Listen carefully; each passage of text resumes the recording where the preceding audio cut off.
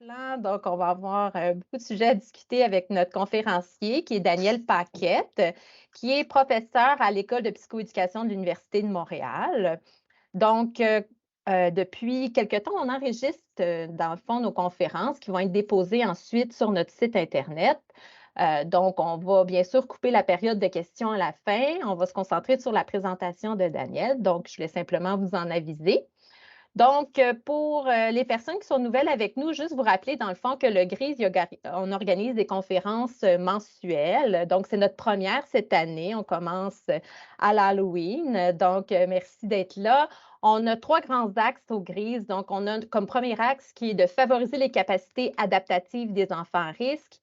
Le deuxième axe qui est axé sur modifier les parcours développementaux et les trajectoires des enfants qui présentent des difficultés. Et le troisième, de soutenir les périodes de transition, les personnes exposées aux conséquences des difficultés adaptatives. Donc, on a la chance de rencontrer différents conférenciers dans le cadre de ces conférences midi. Puis, on a également une programmation pour nos membres qui s'intéresse plutôt aux conférences statistiques. Donc, on va vous revenir là-dessus très bientôt. En cours de conférence, on va mettre dans la discussion un formulaire à remplir, s'il vous plaît, pour qu'on puisse savoir qui participe à nos conférences. Donc, on aimerait que même les membres du GRIS le remplissent, s'il vous plaît. C'est pour nos bilans, donc ça serait très apprécié. Donc, et il y a également toutes les informations en ligne sur la médiathèque et la programmation. Donc, sans plus attendre, je te laisse la parole, Daniel Paquette. Merci d'être là avec nous. Puis, on se revoit pour la période de discussion dans quelques minutes. Merci.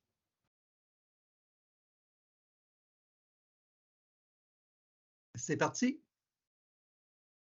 C'est parti, tu peux nous partager ton écran si tu as une présentation.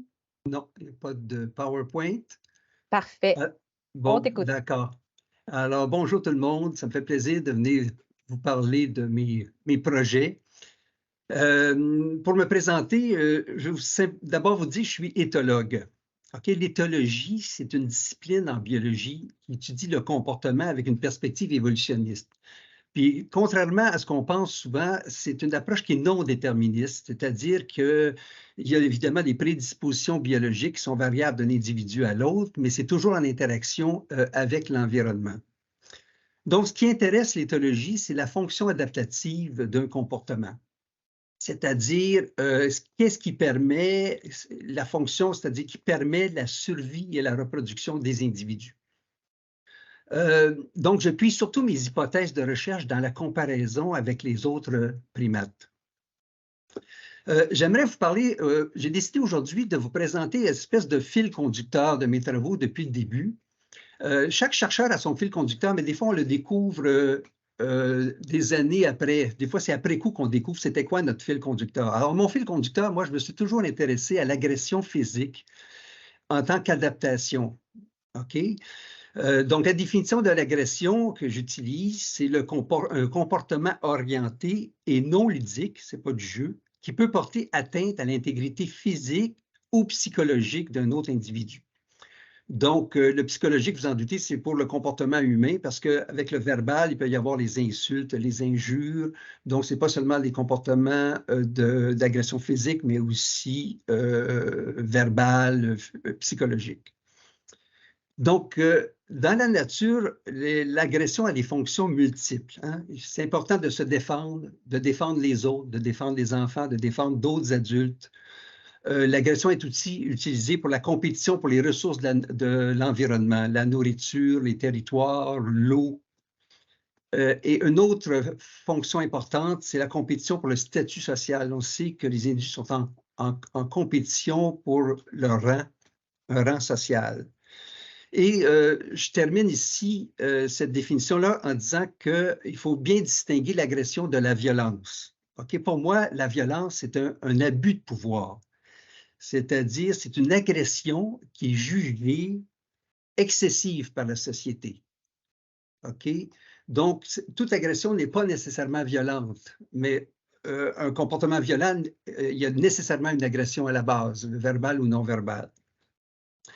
Alors, mon aventure a commencé avec ce fil conducteur-là, avec les chimpanzés. Alors, j'ai eu la chance d'élever 4 bébés chimpanzés il y a très longtemps. Des chimpanzés qui sont attachés à moi, donc j'ai découvert vraiment l'attachement en vivant cette expérience-là avec 4 bébés chimpanzés. Ici, vous voyez, c'est moi en arrière, ici, à 21 ans, avec mon préféré qui était Spock, qui a 1 an ici. Donc, je me suis occupé dès leur naissance de ces bébés-là. Donc, j'ai fait des soins, j'ai fait beaucoup de jeux de bataille avec eux. Ces petits êtres étaient parfois agressifs entre eux pour toutes sortes de raisons, pour les ressources, pour la compétition, pour toutes sortes de choses, mais ils étaient surtout très agressifs envers les étrangers. Donc, il fallait faire bien attention quand des personnes nouvelles venaient au laboratoire, bien surveiller les chimpanzés. Alors, si vous voulez en connaître plus sur ce sujet, vous pourrez lire mon livre que j'ai écrit en 2014, « Ce que les chimpanzés m'ont appris ». Alors, j'y détaille mon expérience ici. Alors, avec ces chimpanzés-là, rendus à l'adolescence, j'ai étudié les stratégies de renversement de rang, de dominance durant l'adolescence. Donc, comment les chimpanzés font, c'est quoi, de quelle façon ils procèdent pour devenir l'alpha du groupe. OK? Donc, il y a les menaces, les agressions, mais j'ai surtout porté mon attention aux jeux de bataille qu'ils faisaient entre eux. Alors, j'ai découvert que les jeux de bataille chez les chimpanzés adolescents, c'était une façon de dominer les autres d'une façon, je dirais, gentille, dans le sens que c'est pour éviter les blessures. Il y a moins de chances d'avoir des blessures quand on acquiert le rang de dominance à travers le jeu. Parce que le jeu, justement, la fonction, c'est ça, c'est à travers le plaisir qu'on a ensemble, bien, on peut montrer qui est le plus fort. Mais ce qui est important de savoir, c'est que ces jeux de bataille-là, chez les adolescents, ça a une fonction de dominance, mais pas chez les jeunes enfants, ni chez les jeunes singes, chez tous les primates. Avant l'adolescence, il n'y a pas de lien entre les jeux de bataille et les agressions. OK? Ça commence seulement à l'adolescence, un lien entre la fréquence des jeux de bataille et la dominance. Donc, utiliser les jeux de bataille pour tenter de s'imposer davantage aux autres. Mon expérience, après cette expérience avec les chimpanzés, je me suis lancé dans l'étude des enfants des mères adolescentes au Centre jeunesse de Montréal. Qu'est-ce qui m'intéressait? C'est que vous savez, hein, il y a un pic d'agression physique entre 2 et 3 ans, bien connu. Puis mon projet ici, c'était de vérifier si le maintien de l'agression est associé à l'attachement, c'est-à-dire après 3 ans, si les enfants maintiennent l'agressivité, c'est-à-dire qu'il n'y ait pas eu de socialisation de l'agressivité, inhibition de l'agressivité. Si ça se maintient, ben, c'est problématique, on le sait, pour le futur de ces enfants-là. Et est-ce que c'est lié à l'attachement? Alors, je vous dis tout de suite, le résultat, ça a été que les filles sécures, qui ont une relation sécure avec leur mère, avaient plus de compétences sociales avec les autres enfants et faisaient moins d'agressions physiques que les insécures. Okay? Et ça, ce n'est pas nouveau. Dans la littérature, c'est connu, ce résultat-là. Mais ce qui était nouveau, c'est que je n'ai rien obtenu pour les garçons. C'est-à-dire qu'il n'y avait pas de lien entre l'attachement mère-enfant et l'agressivité des garçons. Donc, vous comprenez un petit peu à ce moment-là que ma conclusion, c'était de dire, bon, ben oui, c'est bien beau, c'est quel est le rôle du père là-dedans? Les mères ados, ils avaient des conjoints, rarement le père biologique, parce que chez les mères ados, souvent, elles sont monoparentales. Elles ont des conjoints régulièrement. On avait remarqué qu'il y avait en moyenne 6 conjoints par année à nos mères ados, en moyenne. Donc, on a tenté évidemment de connaître un peu l'engagement de ces hommes-là auprès de leurs enfants, des mères ados. Mais ça faisait des indices, des mesures très compliquées, pour rien n'est sorti de cela. Donc, vous voyez un petit peu mon aventure avec les pères commence là, c'est-à-dire que après ça, j'ai commencé à m'intéresser aux jeux de bataille, aux jeux physiques père-enfant, en fait, les jeux physiques père-enfant. Pourquoi? Parce que on se rendait compte que quand on regarde la littérature, les mères font plus que les pères dans toutes les dimensions parentales, sauf dans les jeux physiques. Alors, les jeux physiques, c'est la seule dimension parentale où les pères s'engagent davantage en fréquence. C'est quoi les jeux physiques? Ça inclut tous les jeux de contact physique excitants, avec les bébés, lancer l'enfant dans les airs, le faire sauter sur les genoux, le chatouiller, puis aussi, évidemment, les jeux de bataille que les pères font avec les enfants, avec les garçons et les filles. Et parmi les jeux physiques, on s'est rendu compte dans notre étude, on a trouvé une quarantaine de sortes de jeux physiques. Hein? On a fait une petite étude à la maison en filmant les papas, et puis on avait trouvé une quarantaine de jeux physiques différents qu'on a classifiés. Et le plus fréquent, c'était le jeu de bataille, qui sont faits surtout avec les garçons. Alors, on a étudié ça et on s'est rendu compte que ce n'était pas la fréquence du jeu de bataille qui était associée au développement des enfants, mais plutôt la qualité du jeu de bataille. Okay? On s'est rendu compte que la qualité du jeu de bataille permet de réguler, de diminuer les agressions. Quand il y a de la qualité, les enfants apprennent à mieux réguler leur agressivité et sont moins agressifs avec les autres enfants. Ça veut dire, la qualité du jeu de bataille, c'est quoi? Ça résulte un peu de, le père, il doit être à l'écoute des signes de plaisir. Alors, les jeux de bataille, le but, c'est du plaisir. Donc, le père doit être à l'écoute des signes de plaisir et de déplaisir. Il doit trouver la marge d'excitation pour l'enfant, c'est-à-dire, certains enfants, il faut un minimum d'excitation, mais il y a aussi un maximum. Puis chaque enfant, c'est différent les uns des autres. Donc, le père doit s'ajuster à cette marge-là pour pas que l'enfant non plus se désorganise complètement et qu'il ait trop peur. Parce que c'est entendu, ce qu'on a découvert, c'est que les pères aiment beaucoup, comment je peux dire, à travers leur jeu, créer des émotions chez l'enfant, un petit peu de peur, un petit peu de colère, un peu toutes sortes d'émotions, puis ensuite réguler ces émotions-là avec l'enfant dans les jeux. C'est un petit peu ça, la fonction paternelle que j'appelle d'ouverture au monde. Donc c'est ça, être à l'écoute des signes de plaisir et de déplaisir, et aussi se souvenir que c'est le père qui contrôle le jeu. Okay? C'est lui qui est dominant, mais tout en permettant une certaine réciprocité. C'est-à-dire, de temps en temps, il va laisser l'enfant gagner dans les jeux. Et puis,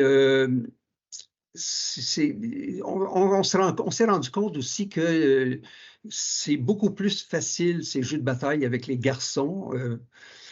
Ils aiment le défi. Et avec les filles, souvent, on s'est rendu compte qu'elles trouvent souvent le jeu un peu trop brusque et demandent des changements dans le jeu. Le jeu se transforme. Finalement, c'est plus tellement un jeu de bataille. Les filles prennent le contrôle un peu du jeu, un peu à cause de la peur qui est trop forte chez les filles. Alors, donc, ces travaux-là sur les jeux de bataille père-enfant m'ont amené à développer une théorie que j'appelle la théorie de la relation d'activation. Alors, cette théorie de la relation d'activation, en fait, c'est un complément à la théorie de l'attachement. OK? L'attachement, vous le savez, c'est le lien émotionnel qu'un enfant développe auprès du parent qui le réconforte, qui répond à sa détresse au quotidien. Alors, l'enfant explore son environnement par lui-même. Lorsqu'il est en détresse, inconforté, il vient voir son parent. Le parent le réconforte et l'enfant retourne par lui-même explorer son environnement. Donc, ce qui manquait un petit peu dans cette théorie-là, c'était qu'est-ce qui se passe, c'est quoi le rôle du parent quand l'enfant est dans son exploration? Donc, c'est ça la relation d'activation, c'est le lien émotionnel que l'enfant développe auprès du parent qui est impliqué au cours d'exploration, c'est-à-dire qu'il va stimuler l'enfant directement à explorer, qui invite l'enfant à prendre des risques dans son jeu, mais tout en le protégeant, en mettant des limites. Okay? Tout comme le père, dans ses jeux de bataille, mettait des limites à l'enfant. Okay? On ne frappe pas, on n'envoie pas, on lance pas d'objets. Et puis, si l'enfant continue, en fait, la pire menace, c'est l'arrêt du jeu. Donc, le père, c'est le père qui contrôle le jeu. Et la même chose pour l'exploration. Un enfant qui explore trop dangereusement son environnement, le père va lui donner des limites pour le protéger, pour qu'il n'y ait pas d'accident. Ici, dans le cadre de cette théorie-là, la prise de risque est considérée comme un besoin. Je vous parlais des prédispositions biologiques. C'est une prédisposition qui est variable, qui est dans le tempérament de l'enfant. Il y a des enfants qui prennent plus de risques que d'autres. Et puis, c'est connu que les mâles prennent plus de risques que les femelles. Et ça, c'est vrai chez tous les mammifères. Ce n'est pas seulement vrai chez l'humain, chez nos primates. Les mâles prennent plus de risques. Et ça résulte de la sélection naturelle, tout particulièrement de la sélection sexuelle. Je n'entrerai pas dans les détails. Mais n'empêche que l'environnement joue aussi dans cette prise de risque-là. Dans différentes sociétés, on va encourager la prise de risque plus, puis à d'autres moments, on va la décourager selon les conditions sociales, environnementales. Alors, pour moi, dans la théorie de la relation d'activation, ce qui était important, c'était de cibler une fonction maternelle et une fonction paternelle. Alors, l'attachement, j'appelle ça une fonction maternelle, et l'activation, j'appelle ça une fonction paternelle. Mais dans mon esprit, ces deux fonctions peuvent être adoptées par, c'est indépendamment du genre, du parent, donc le père et la mère. L'enfant développe en fait les deux types de relations. Un enfant va développer une relation d'activation avec son père, une relation d'attachement avec son père, la même chose avec sa mère. Sauf que, généralement, il va y avoir une première figure d'activation, puis une première figure d'attachement. Et souvent, ça va être le père qui va être la première figure d'activation, bien sûr, et souvent, ça va être la mère qui va être la première figure d'attachement. Mais dans certaines familles, c'est complètement inversé. Et l'important ici, c'est qu'il y ait complémentarité. Parce que dans mon modèle, un enfant ne peut pas être élevé par un seul parent. Il y a trop de besoins, trop de fonctions à remplir. Donc, la complémentarité des fonctions est essentielle. Donc, si les parents adoptent toutes les deux des fonctions maternelles, il va manquer quelque chose à l'enfant, tout comme si les deux parents adoptent que des fonctions paternelles. Alors, j'espère que ça va bien jusqu'à maintenant. Je me promettais de ne pas parler trop vite. Ça se peut que je parle trop vite. Vous pourrez me reprendre dans des questions tout à l'heure. Alors, donc, c'est bien beau élaborer une théorie comme ça, mais il faut bien entendu tenter de la démontrer, ensuite de la vérifier. Alors, j'ai parti le projet CRA, c'est-à-dire le projet qui s'appelle Complémentarité des relations d'attachement. Donc, on a recruté 182 familles biparentales. Puis, au moment où les enfants avaient autour de 12 mois, et on les a vus, ces enfants-là, à 15 mois et à 45 mois à l'université pour leur faire des évaluations d'attachement et d'activation. Donc, l'attachement, c'est évalué comme avec la procédure que vous connaissez, la situation étrangère. Et puis, pour l'activation, j'ai créé une nouvelle procédure qui s'appelle la situation risquée, où on présente à l'enfant, c'est vraiment une procédure standardisée en laboratoire, avec comment je peux dire, des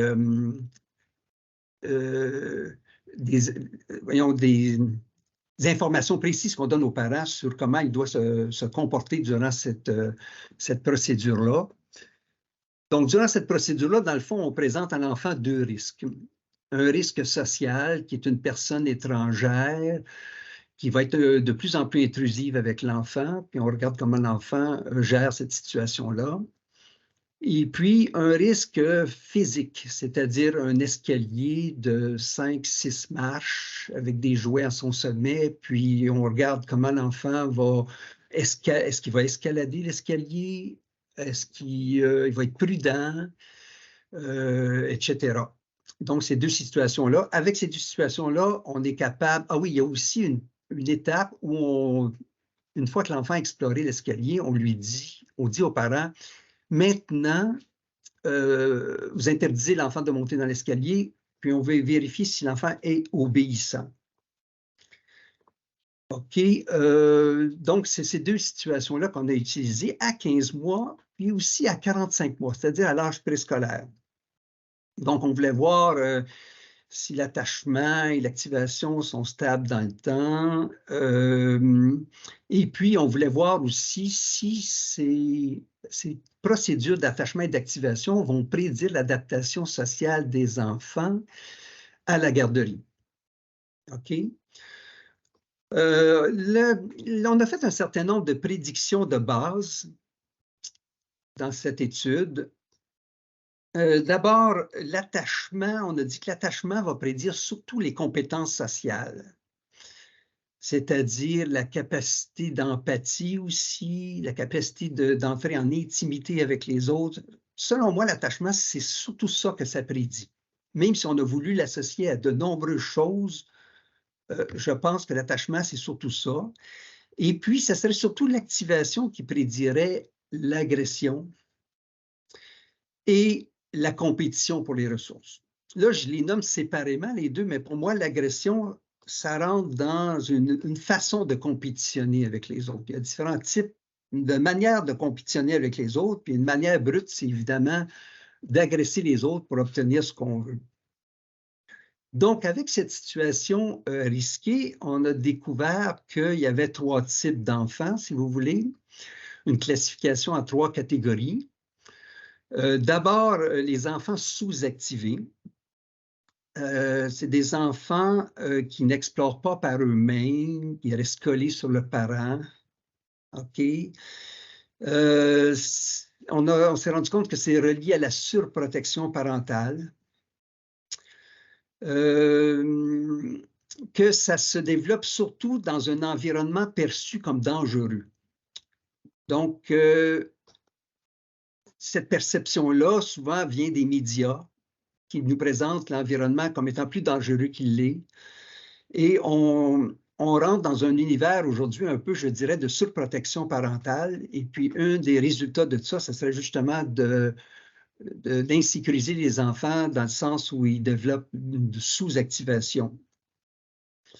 Donc, cette sous-activation-là, comme prédiction, c'est que ces enfants vont développer des problèmes intériorisés, surtout de l'anxiété. Quand tu explores peu ton environnement, ton imaginaire fait que ton environnement te semble plus dangereux qu'il l'est en réalité. Donc, la fonction d'ouverture au monde, c'est d'inviter l'enfant qui est déjà un peu inhibé à explorer son environnement et à réaliser que son environnement n'est pas si dangereux que ça. Donc, ces enfants-là sous-activés dans la compétition pour les ressources, généralement, vont laisser les ressources aux autres. Donc, sont complètement dominés, si on peut dire. Ensuite, il y a les enfants suractivés. C'est durant la situation risquée, ils sont impulsifs, ils se mettent en danger. Et puis, quand le parent leur donne des consignes, ils sont complètement désobéissants. Alors, ici, sa suractivation, c'est relié à un problème de discipline, à un manque disciplinaire de la part des parents, en fait, une sorte de permissivité, OK, qui se reflète dans l'absence de règles qu'on donne à l'enfant. Et le modèle prédit que ça se produit surtout dans un environnement pauvre en ressources. OK, donc les parents peuvent avoir plusieurs enfants, ils manquent de ressources, ils s'investissent moins auprès de l'enfant, d'abord au niveau de la discipline. Et ces enfants suractivés vont développer des comportements extériorisés, surtout de l'agression, dans un rapport de dominance avec les autres. Et l'agression, dans le fond, c'est la meilleure stratégie de compétition à court terme. À court terme, c'est plus efficace d'agresser pour obtenir des choses. On obtient 100% de la ressource. En fait, le problème, c'est que parfois, on obtient 0, on perd ou on gagne avec l'agression. Et parfois, on rencontre des gens plus forts que nous. Donc, sur le long terme, ce n'est pas payant. Alors, je vais y revenir en parlant des enfants activés. Alors, les enfants activés, durant la situation risquée, explorent leur environnement avec prudence. OK? Et ça, ça reflète le fait que les parents stimulent la prise de risque des enfants tout en mettant un encadrement, une mise de limite pour le protéger. Alors, ces enfants deviennent très à l'aise pour explorer leur environnement. Puis l'environnement, c'est autant l'environnement physique que social. Et ils vont développer des habiletés de coopération. OK? Et les chercheurs dans les perspectives évolutionnistes considèrent la coopération comme une stratégie de compétition. On dit que la coopération, c'est la meilleure stratégie de compétition sur le long terme. OK? C'est-à-dire de partager, des enfants qui partagent 50-50, si on cumulait dans un modèle à long terme, au total, l'individu aurait gagné beaucoup plus que le hasard des 0 ou 100% des ressources. Donc, les enfants activés, oui, parfois, ils vont se défendre en utilisant l'agression, mais ils vont préférer généralement coopérer avec les autres enfants. Ils préfèrent la coopération et donc, ils vont surtout développer des habiletés de leadership plutôt que d'utiliser la dominance bête. La dominance, vous savez, c'est toujours le rapport de pouvoir coercitif. Donc, c'est ça, c'est tout ça, cet univers de prédiction qu'on a fait. Puis aussi, le père, une autre prédiction, c'est qu'on a dit que le père va activer plus que la mère. Parce qu'étant donné que le père est probablement généralement première figure d'activation, on s'attend que le père active davantage les enfants et surtout davantage les garçons. Mais on s'attend aussi que la mère, quand elle active les enfants, qu'elle active aussi davantage les garçons que les filles. Alors voilà pour les prédictions. Je vais vous parler de quelques résultats qu'on a obtenus. Jusqu'à maintenant, je vais prendre une petite gorgée d'eau. Alors, quelques résultats. On s'est rendu compte que le père fait plus de stimulation à la prise de risque que la mère. Donc, il va inciter davantage les enfants à prendre des risques, à explorer leur environnement. On s'est rendu compte que plus de garçons suractivés que de filles suractivées. OK? Et que cette suractivation-là, c'est surtout causé par les mères. C'est-à-dire que les mères auraient un plus grand problème à discipliner les garçons. Puis à ce moment-là, il se développerait une suractivation des garçons. Un autre résultat qu'on a obtenu, c'est qu'on a remarqué plus de filles sous-activées que de garçons sous-activés. Et ici, à l'inverse, c'est surtout par le père. OK? C'est-à-dire qu'on dirait que les pères surprotègent davantage les filles. Puis vous allez voir que si on regarde la littérature là, sur la socialisation, on va trouver ce genre de données-là aussi de surprotection plus grande pour les filles, mais ça a l'air d'être particulièrement cette surprotection de venir de la part des pères, d'après nos résultats. Ensuite de ça, un autre résultat qu'on a obtenu, c'est la sous-activation est reliée, comme on prévu, au comportement intériorisé. OK? On l'a obtenu chez les 24-30 mois, puis chez les enfants d'âge préscolaire aussi. Ensuite, la suractivation a été reliée au comportement extériorisé dans un groupe clinique, c'est-à-dire à Sainte-Justine, on avait un projet avec des enfants d'âge préscolaire et la suractivation était clairement liée au comportement extériorisé avec suractivation avec leur père, reliée au comportement extériorisé des enfants. Un autre résultat qu'on a obtenu, c'est que l'activation paternelle comme facteur de protection. C'est-à-dire que dans la littérature, on sait que l'attachement désorganisé à la mère est parfois associé à de l'anxiété chez l'enfant dans l'âge préscolaire ou des troubles intériorisés.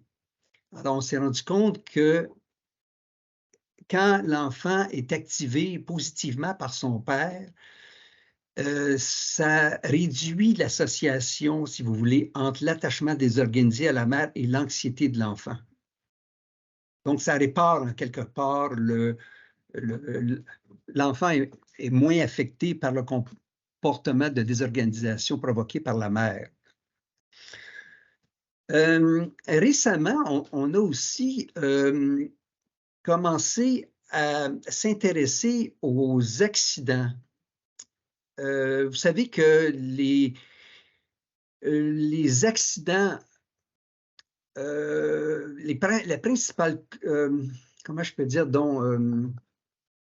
il y a énormément d'accidents chez les enfants 0-5 ans qui sont reliés à l'exploration de l'environnement.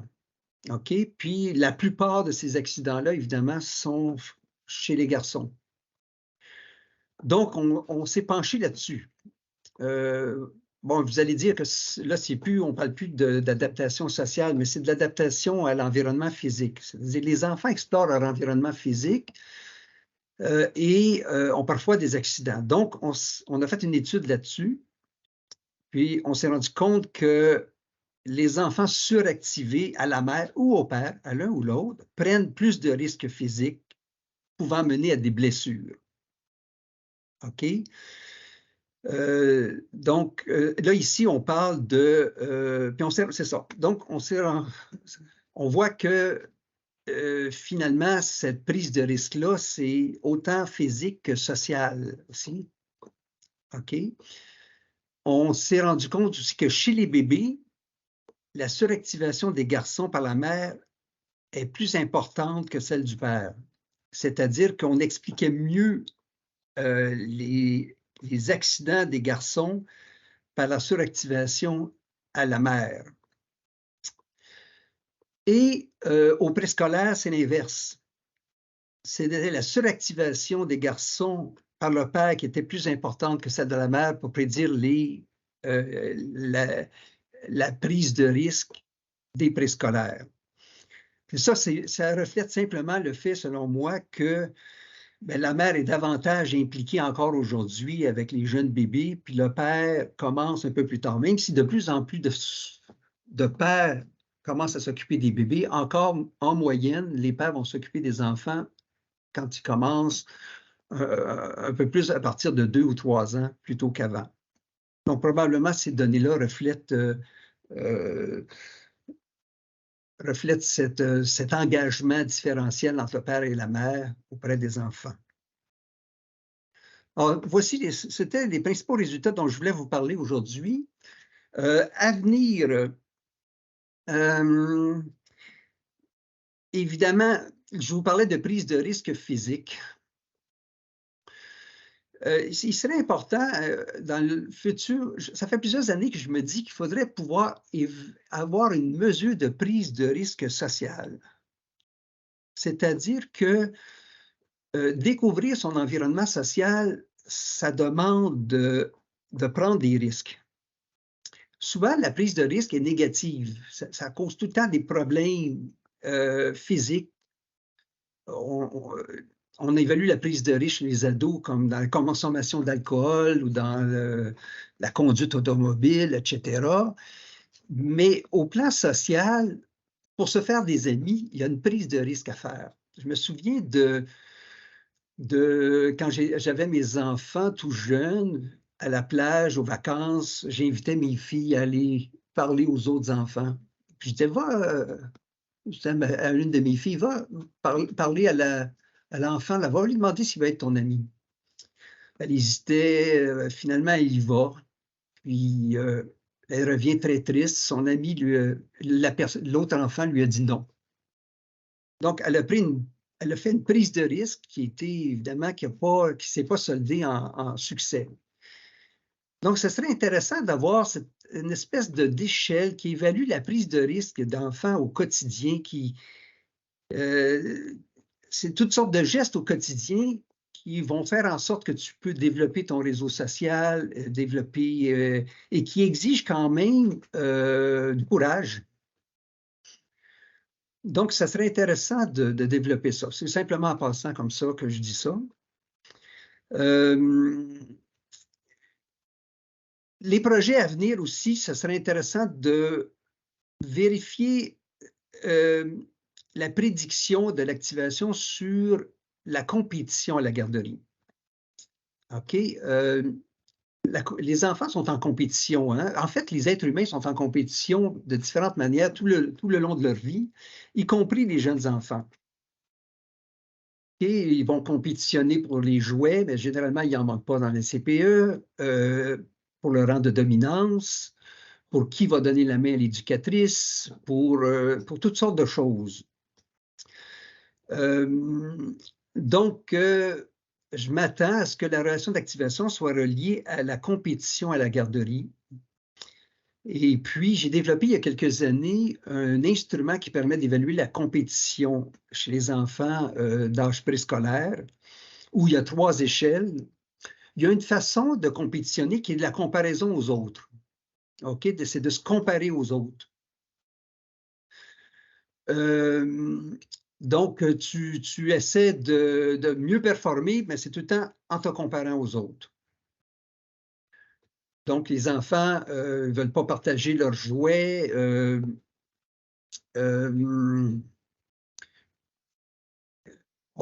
Je n'entrerai pas ici dans les indices, là, mais l'autre dimension, de compétition, c'est orienté sur la tâche.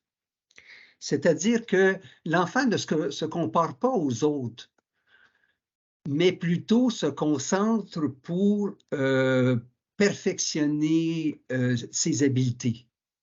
Donc, il va se concentrer pour être bon, pour faire des casse-têtes. Et c'est comme ça qu'il va se démarquer et prendre un statut. OK? Donc, simplement pour dire qu'il y a des échelles qui nous permettent d'évaluer la compétition à la garderie. En passant, cette démarche-là d'étudier la compétition entre les enfants, c'est parce que dans la littérature, on dit tout le temps que les garçons sont plus compétitifs. Et puis, moi, j'ai développé ces échelles de compétition sans aucun comportement agressif. Puis quand on regarde la compétition sans agression, on se rend compte que les filles sont autant compétitives que les garçons. OK? Et même plus sur la dimension orientée sur la tâche. Les filles étaient particulièrement fortes à l'âge préscolaire dans cette façon de compétitionner auprès des autres. D'autres projets à venir, il serait fortement intéressant de regarder les effets combinés de l'activation paternelle et maternelle, c'est-à-dire quand l'enfant est suractivé avec son père, mais activé avec sa mère, ou sous-activé avec l'un, etc. C'est quoi les effets des configurations d'activation sur le développement des enfants? Et on pourrait faire la même chose aussi pour les configurations d'attachement et d'activation. OK? Donc, l'enfant est activé de telle manière avec son père, attaché à son père de telle manière, mais à sa mère de différentes manières. Comment tout ça se combine pour résulter, pour affecter le comportement de l'enfant? Aussi, je pense que dans les prochaines années, on va regarder aussi le rôle de l'impulsivité des parents et du tempérament des parents ou de la personnalité des parents sur l'activation, sur la relation d'activation, et aussi, pourquoi pas, regarder le tempérament de l'enfant par rapport à la relation d'activation. Il nous reste aussi à vérifier les liens entre la sous-activation et l'anxiété dans un échantillon général de la population, parce que jusqu'à maintenant, on l'a trouvé surtout pour les troubles intériorisés, donc c'est-à-dire plus généralement les troubles intériorisés, mais tout spécialement pour l'anxiété, il faut qu'on vérifie cette hypothèse-là. Et aussi, la suractivation en lien avec les comportements extériorisés, on a vérifié ça surtout avec un échantillon clinique. Et là, il faut vérifier avec un échantillon normatif plus général de la population pour voir si on obtient ces résultats-là. Alors, probablement que j'ai parlé trop vite, parce que, vous voyez, je termine 15 minutes d'avance, mais tant mieux parce que ma période préférée, c'est toujours la période des questions et j'espère qu'il va y avoir quelques questions.